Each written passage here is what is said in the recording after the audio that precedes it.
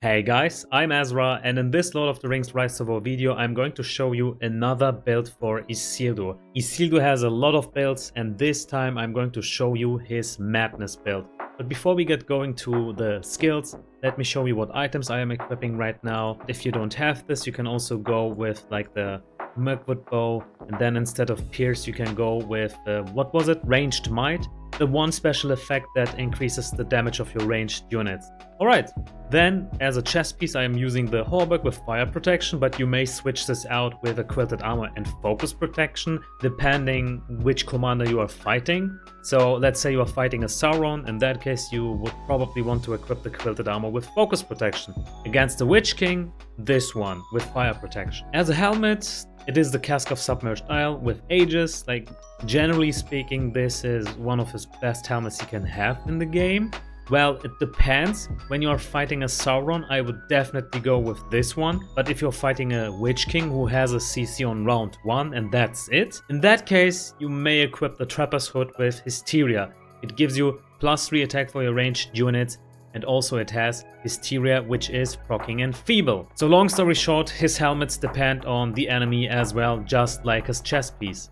And as our accessory, now in the reports I'm going to share with you, I haven't equipped this one, but I would recommend go with the Wizard's Fireworks. It has +3 attack for your ranged units and ranged might. And if you need to counter evade, this accessory has also Hunter's Mark, so you can switch between the special effects according to the situation. What I am doing right now is a bit more convenient. I'm using this for whenever I know the enemy doesn't have evade, so I just go in with burst damage. And whenever the enemy has evade, I just use my Nightstar, switch the special effect to Tactical Mark because I have this one, and I'm good to go. So I have the luxury to go back and forth between these two accessories. But anyway, it is time to jump over to the build. So this is the Madness build I was talking about. Many people may think I was referring to Consequence of Greed, but no, that's not it. In his ranged build, I think it is the best build if you go like this. Consequence of Greed is just 1 round Madness. I'm not happy with just 1 round. I want 2 rounds. And for that case, you have Ring of Terror. It's not just only a 70% chance to inflict madness for each unit, but also against the enemy commander. And this is what I like about Ring of Terror. And whenever the enemy doesn't have a helmet, like with the special effect Resolve or Aegis, you are most likely going to win the trade-off unless the enemy too has Madness. In order to have access to Ring of Terror, you unfortunately need to spend points onto Ring Bearers,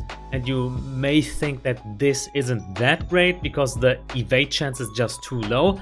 But keep in mind, by spending 14 points into Ring Bearers, you get a chance of 18.7% to evade physical damage for the whole battle. And this is what's so great about this. It is counting for the 10 rounds, and it's giving each of your units a chance to evade. And this is what I like about this. And don't be confused because of the side effect, like there is a 25% chance of succumbing to madness. Like your commander has a chance to succumb to madness. That isn't even that bad. Even if that happens, and it happens rarely by the way, but let's assume it happened, the side effect isn't fatal. Like Isildur isn't dealing damage anyway. So the worst case scenario that could happen is you attack your own unit with a normal attack and that's it. I've never seen this being such a deal breaker to us. It is still viable. The value you get from Ring of Terror is just so great that it is still worth it, and you get for the 10 rounds a certain percentage chance to evade physical damage. So I still like this build, and I bear witness how destructive it can be whenever the enemy isn't equipping Resolve or Aegis. So it is kinda okay, it has its places, and it definitely belongs to Isildur's versatility. By choosing this build, you can counter certain situations and commanders, but we will get to that in the battle reports. And at the bottom, we definitely want to max out Great King. This is mandatory. It's just too good to skip. You need it. And since we are running our Madness build, we definitely want to max out Enfeeble. This will further increase the damage we deal in the first 2 rounds, given the enemy isn't equipping Madness immunity. That is the downside. 2 points into King of all the Dunedains just to have +2 attack for your man units. Dunedain Bloodline, 1 point is enough. And then max out Last Alliance. You will need the damage mitigation of this title. It is mandatory inventory as well. And there you go. This is Isildur's Madness build. Now let's check out the battle reports. Our first fight is against the Gorbag. And how unlucky are we? Because Gorbag is immune against Madness. He has his title called Watchman of Kirith Ungol. All of his orc units become immune to Madness. So this guy is a direct counter against our army composition and build. We were unlucky with that one, but I still wanted to show you what works and what doesn't. In this case, let's go over my gear and then the special effects of my units. A gigantic hammer with rend, with a gamma with focus protection, not really needed in this fight, but I didn't know that I was up against the Gorbag. Cask of Submergile with Aegis. I mean, there are better options, right? But anyway, we can't win a fight against Gorbag in this build. Nightstar with rare reinforcement just to proc the damage mitigation of Rangers of the North because they have Haven. My Sentinels, they have Dispersion, and my Sharpshooters have Dispersion as well. Gorbag's gear is this. He has his Respect 10 item, 2 times Refined, Scale Mail with Melee Vigor, and then Bone Musk with Hysteria, and the Smoking Pipe with Sustain. His troop composition isn't really ideal, but he has Reapers with follow-up, like Heartseeker. This is very strong in Tactics Evolve. And then Crushers with Solid Metal. Maybe it would have made a bit more sense to also include a big chunk of Morgul Arbalest.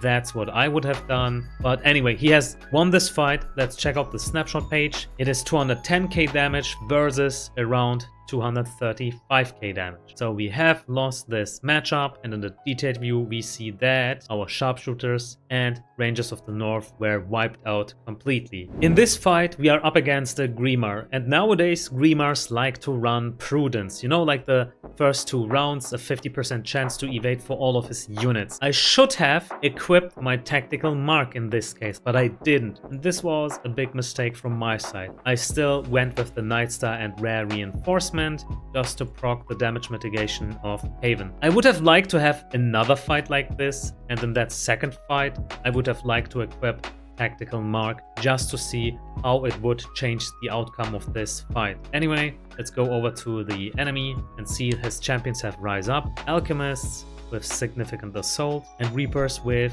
Heartseeker. I think this is a top Grima. Everything we have seen right now makes sense. And then Grima himself has this gear, Cutlass with Melee Might, Scale Mail with Melee Vigor, and Cask of Pride with Melee Suppression. Imagine if he had Resolve or Aegis. I think he could have countered us hardcore if he had Madness immunity. Walnut Smoking Pipe with Sustain. And it is pretty much the meta build for Grima. There is Prudence, we didn't counter it, and this is the result. So you see, whenever the enemy isn't equipping Resolve or Aegis, like generally speaking Madness immunity, Madness build is still working. Here we are fighting a Black Serpent player, and this time we have replaced our Sharpshooters with Dunedains because I was assuming that I'm about to hit his Sunind. That wasn't the case, so don't take this report at face value because we lack the range damage he normally would have had. So the gear, it is still Cask of Submergile with Aegis. I think that is a waste against the Black Serpent. I could have used the Trapper's Hood with Hysteria to get more value out of my Enfeeble. The Nightstar with Rare Reinforcement is okay. Black Serpent can't evade, so we don't need Tactical Mark. And we have Haven doing wonders for us. So you have listened to my complaints. There are only just a few things I would like to correct in this fight, and we don't really need the Quilted Armor here. Instead, we would have been much better off with the superior Gorbag and Fire Protection in case he used Corsairs. But here, Fire Protection isn't needed. I would have preferred Melee Vigor for the additional physical damage mitigation. Anyway, let's check out the special effect of our Dunedains. The Dunedains in general aren't needed, but Traveling Light is just a cherry on top of it. We just don't need it against this army composition. Instead, maybe the one with a 30% chance to mitigate damage by 30%, or the special effect that allows us to cleanse effects. Because cleansing the effect of the champions, like Challenger, will increase the damage of the Dunedains by 50%. So, unfortunately, we didn't know that we are up against this Black Serpent. And then Black Serpent has this gear, Gigantic Hammer with Rend, Scale Mail with Melee Vigor, Arad Cask with Fortitude of Evil Man. Well, he could hardcore counter us if he had the special effect Evil Man Overlord.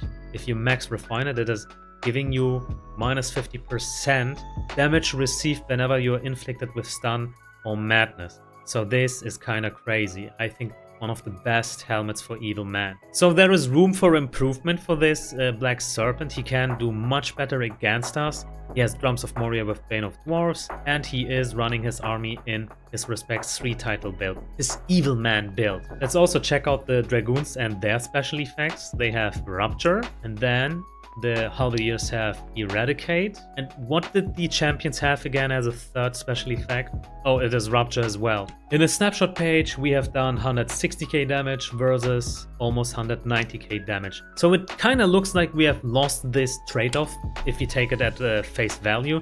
But let's also talk about the economy, because Black Serpent has 2 hard to conscript units while we have only 1. So maybe it wasn't that bad. I mean, there are still some things we can change. In the detailed view, we see that our Dunedains got wiped out completely. They were just a mismatch against the enemy army. We didn't need them at all. Our Rangers of the North also paid the price. They needed to protect our Sentinels. Here we are up against the Witch King, and let's see what we have done. So instead of Dunedains, we have swept back to Sharpshooters. The special effects with rare reinforcement stays the same, so I assume that my Rangers of the North have Haven. That is correct. And we have equipped the Cask of Submerged Isle with Aegis.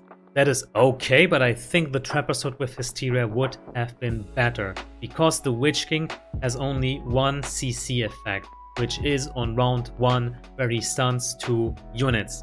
I think we can survive it with our Respect 5 title and the superior Gorbag with fire protection.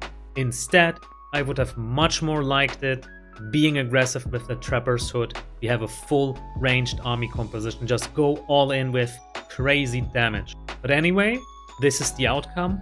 Witch King doesn't have anything that makes him immune against our Madness build, which is why we are winning, as you see right now. He has the Cutlass with Melee Might, Superior Gorbag with Shroud, Bonmas with Manipulate, Drums of Moria with Haste of Soldiers. It is a pretty meta build, Witch King. Oh, and I see that he didn't even pick the Nazgul stun on round 1.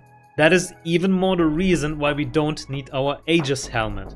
His Alchemists have Light Armor, his Dragoons have Rupture, and his Corsairs have Traveling Light. So they are kinda safe against our ranged build.